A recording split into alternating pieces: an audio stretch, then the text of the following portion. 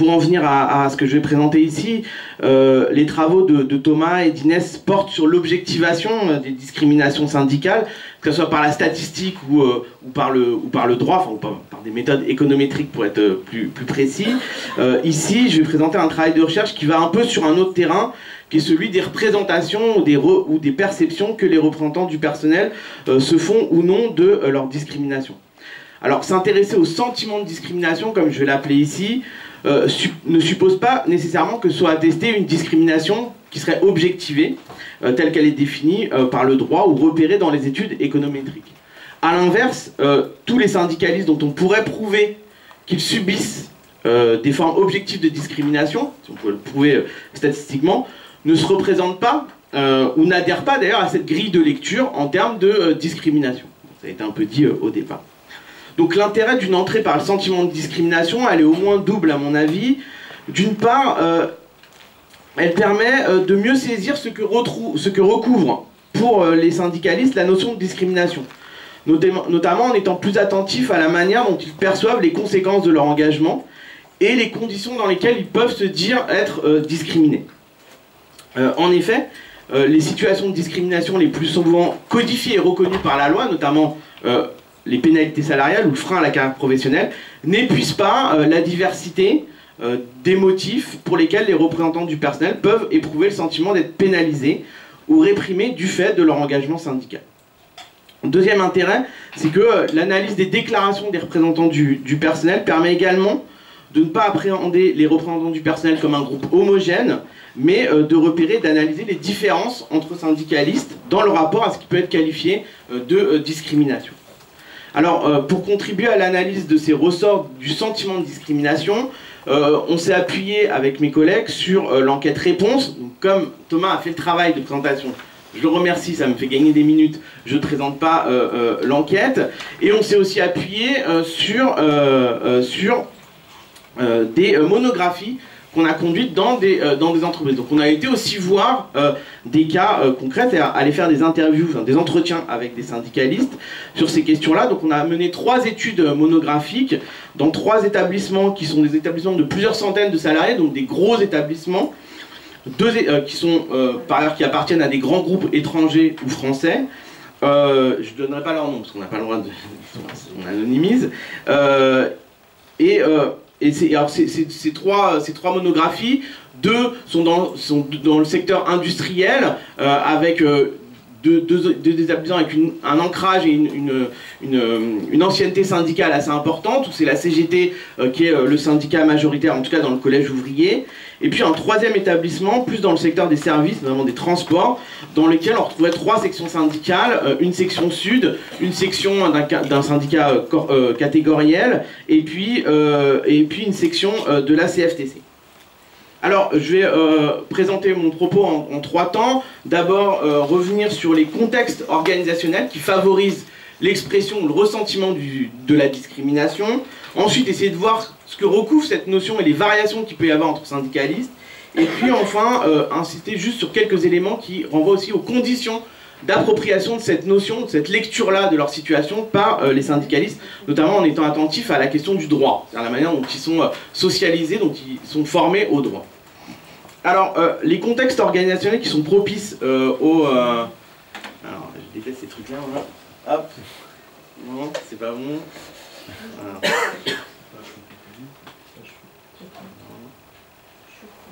Allez, hop, voilà. Alors, d'abord, donc les contextes organisationnels qui sont propices au sentiment de discrimination.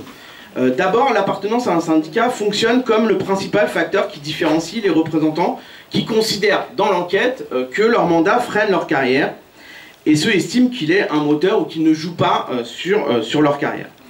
Dans les établissements où il y a des représentants du personnel élus et où la liste majoritaire est syndicale, les représentants appartenant à cette liste sont 25% à déclarer que leur mandat est un frein à leur évolution professionnelle. Ce taux est plus élevé, il monte à 35% dans les établissements où le représentant de la liste majoritaire est délégué syndical. En revanche, ce sentiment de discrimination est évoqué de façon très résiduelle par les représentants non syndiqués, dans les établissements où il y a des élus du personnel et où la liste majoritaire est non syndicale. Autrement dit, plus que l'exercice d'un mandat de représentant du personnel, c'est le fait d'être syndiqué qui est déterminant pour comprendre le sentiment de discrimination. Ici, rapporté à la question de l'évolution de carrière.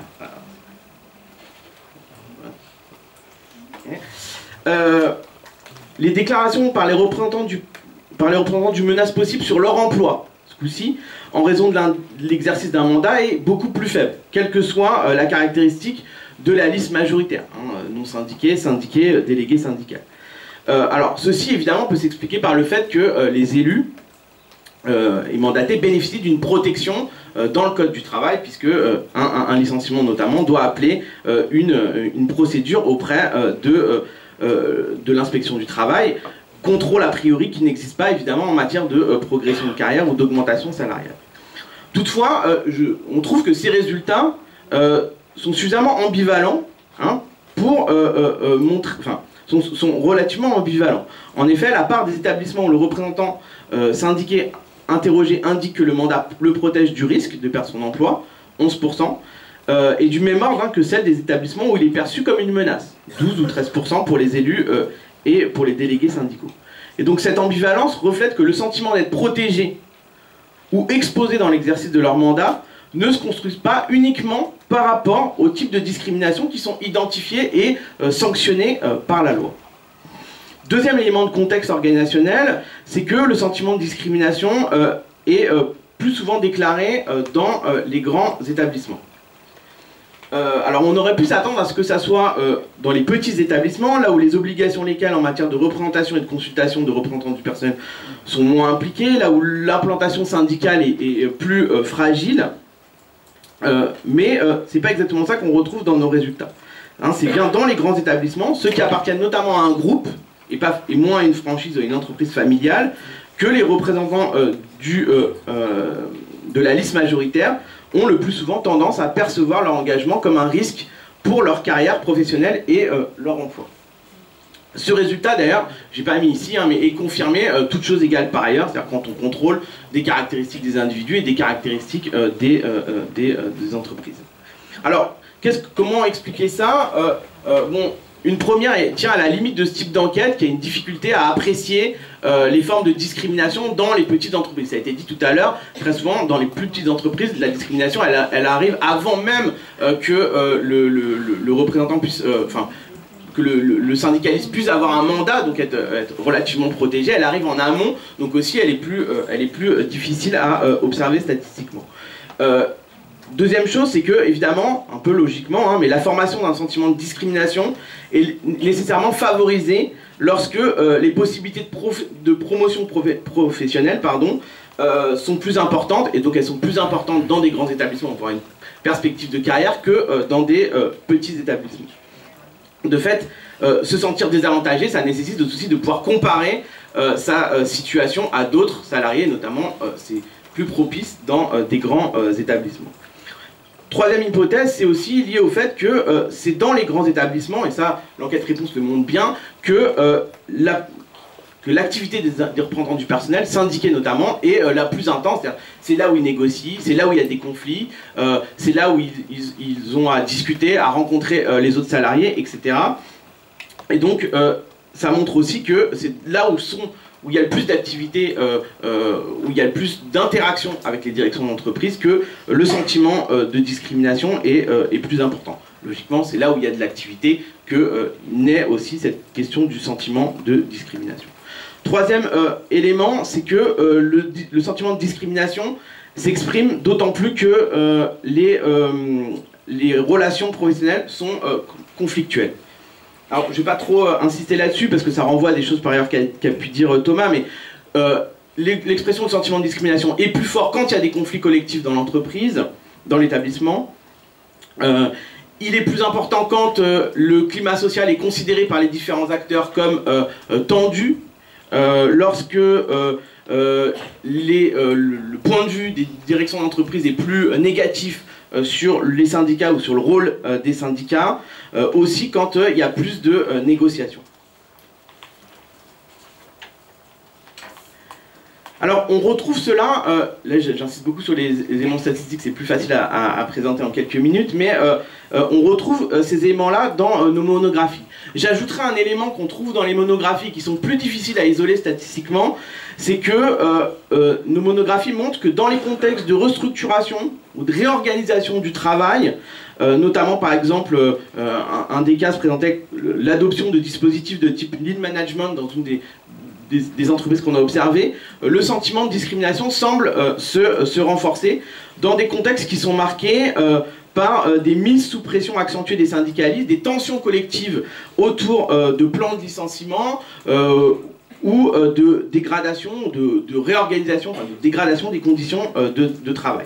Hein, c'était assez manifeste, notamment dans les deux établissements industriels enquêtés qui avaient eu justement des formes de réorganisation dans les années 2000 des modes de production, avec aussi régulièrement des plans de licenciement où le fait de se séparer du volant d'intérimaire à certains moments avait entraîné, enfin favorisé aussi l'expression de ce type de ressentiment. Alors, une fois que j'ai donné ces éléments de contexte, insister sur les variations. D'abord, je voudrais vraiment insister sur ce point. Dans les entretiens réalisés, il ressort que dans les discours des représentants, c'est-à-dire quand on allait les voir et qu'on les interroge sur ça, souvent d'ailleurs ils avaient répondu au questionnaire qu'ils se sentaient discriminés sur leur carrière, ils ne font pas uniquement référence à ces situations de discrimination individuelle, telles qu'elles sont sanctionnées par le droit. Ce qui est mis en cause dans les entretiens qu'on a pu mener, c'est des choses beaucoup plus, un halo de discrimination beaucoup plus importante que ce seule question de la progression de carrière, de la progression salariale. Alors c'est évidemment des éléments individuels qui renvoient à des formes de harcèlement, de mise sous pression, de placardisation, de stigmatisation, mais c'est aussi toute une série d'éléments beaucoup plus collectifs, c'est-à-dire le fait de se sentir entravé dans l'exercice de leur mandat et dans l'exercice de leurs droits syndicaux, par des stratégies managériales qui visent à domestiquer l'action syndicale. Hein, par exemple, en entretien, un syndicaliste CGT, délégué CGT, souligne que c'est surtout ses camarades, enfin, qu'au-delà de la pénalisation individuelle, il considère qu'il a beaucoup de mal à mettre en place son activité syndicale parce qu'elle est régulièrement entravée par une guérilla juridique, par le fait que l'ordre du jour des DP ou du CE est régulièrement modifié, que les documents n'arrivent pas, ou qu'ils sont, alors, dans les entreprises étrangères, diffusés en anglais, donc impossible de réagir dans les instances, etc., etc. Toute une série de mise en œuvre de règles, enfin de pratiques qui empêchent le déploiement de l'action syndicale et donc qui pénalisent pas seulement l'individu, mais le travail collectif de défense des salariés. Et donc la discrimination évoquée renvoie largement au sentiment que la reconnaissance de leurs droits individuels par les directions d'entreprise reste un enjeu de lutte, et plus globalement aux dimensions collectives de leur action de représentants. Alors, c'est la persistance dans ces cas-là de ce qui est perçu comme des pratiques d'entrave aux droits syndicaux que ces militants ressentent comme pénalisantes et répressives. Alors, c'est difficile de le mesurer ça statistiquement à partir de l'enquête-réponse parce qu'on a peu de choses évidemment sur les stratégies managériales, d'autant plus que, comme ça a été dit tout à l'heure, ces stratégies managériales sont aux frontières de la légalité. Bon. Pour autant, on a quand même quelques indicateurs, par exemple, la probabilité, c'est les deux dernières lignes de mon tableau, la probabilité que les représentants interrogés déclarent se sentir discriminés est plus élevée, toutes choses égales par ailleurs, dans les établissements où il a par ailleurs été indiqué que le syndicat avait initié une procédure juridique pour entrave aux droits syndicaux. C'est un des éléments qui peuvent montrer ça. Alors, deuxième facteur de variation, je vais aller plus vite sur ces points-là. Évidemment, l'expression de sentiment de discrimination est très variable selon les modes d'engagement des représentants dans leur mandat. On le voit dans l'enquête. Par exemple, les militants, les délégués syndicaux qui déclarent plus s'investir dans l'animation de conflits ou dans le fait de faire la tournée des salariés et de recenser les motifs de grief, favorisent l'expression, enfin le ressentiment de la discrimination, plus que quand ce type d'activité est secondaire dans l'intervention de ces militants. Donc ici, évidemment, on voit bien que en fonction du type d'activité syndicale, et on le voyait bien dans les entretiens, c'est pas pareil entre par exemple même un délégué syndical qui est représentant au CE et qui gère en gros les œuvres sociales, et puis les délégués syndicaux qui vont négocier ou qui vont par exemple faire le travail de syndicalisation. Bon, c'est assez, c'était assez logique, mais ça ressort aussi des éléments qu'on peut mesurer dans l'enquête. Troisième chose, c'est que le sentiment de discrimination se nourrit évidemment de la comparaison entre syndicalistes. Bon, ça joue aussi de façon relationnelle dans la manière dont les directions d'entreprise traitent le paysage syndical et jouent sur le paysage syndical dans leur entreprise. Alors, dans l'enquête réponse, c'est difficile à mesurer parce que, peut-être on l'a dit au début, je sais plus si on l'a dit, mais sont interrogés les représentants des listes majoritaires. Bon, donc on a le point de vue de ceux qui sont majoritaires dans l'entreprise. Nous, dans les monographies, on a pu évidemment aussi aller faire des entretiens avec les représentants des listes minoritaires. Et donc on voit bien ici qu'il y a des formes de contradiction, en tout cas que la position du syndicat majoritaire peut être vue de façon contradictoire, ambivalente. Pour certains de ceux qui l'occupent, elle peut être vue comme le fait qu'on est les plus exposés, et donc le fait qu'on est aussi les plus exposés à la discrimination syndicale. Mais en même temps, pour les représentants des syndicats minoritaires, elle est aussi vue comme une position qui les désavantage eux, qui peut faire en sorte que les directions d'entreprise les traitent moins bien et fassent plus l'effort de favoriser, avantager les listes majoritaires. Autrement dit, le sentiment de discrimination ne se limite pas ici aux syndicalistes qui occupent une position dominante dans l'entreprise. Elle est très variable selon aussi la manière dont les directions d'entreprise gèrent, font avantage certains syndicats par rapport à d'autres, ou certains syndicalistes par rapport à d'autres. Et on voyait très bien dans les entretiens ces perceptions de traitement très différenciées dans les entreprises qu'on a enquêtées, c'est-à-dire qu'il y a un traitement inégal des syndicalistes en fonction de leur organisation d'appartenance, ou en fonction même au sein de la même organisation d'appartenance de leurs pratiques syndicales qui jouent sur cette propension différente à se sentir discriminés. Dernière chose, je vais aller plus vite là-dessus, c'est que qu'est-ce qui amène certains syndicalistes, là on le voit plus évidemment à partir des entretiens, à reprendre cette catégorie de discrimination, c'est-à-dire à lire ce qui leur arrive sous l'angle de la catégorie de discrimination.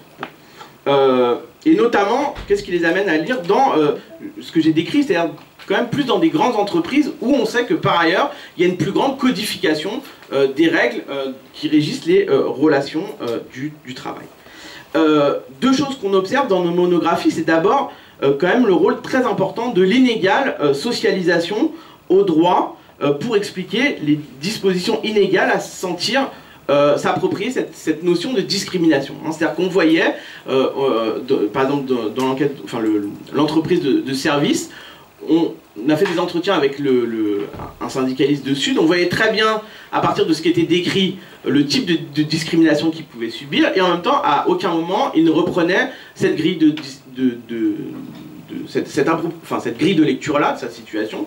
Il ne reprenait pas cette catégorie de discrimination, même quand on lui a suggéré, il la repoussait, notamment parce qu'il n'avait pas été du tout socialisé, formé à cette question juridique, et qu'il voyait sa situation à partir d'une autre angle de perception. Donc l'inégale formation des syndicalistes à cette question du droit, et notamment au droit de discrimination, évidemment, joue sur ces grilles de lecture, sur ces perceptions-là.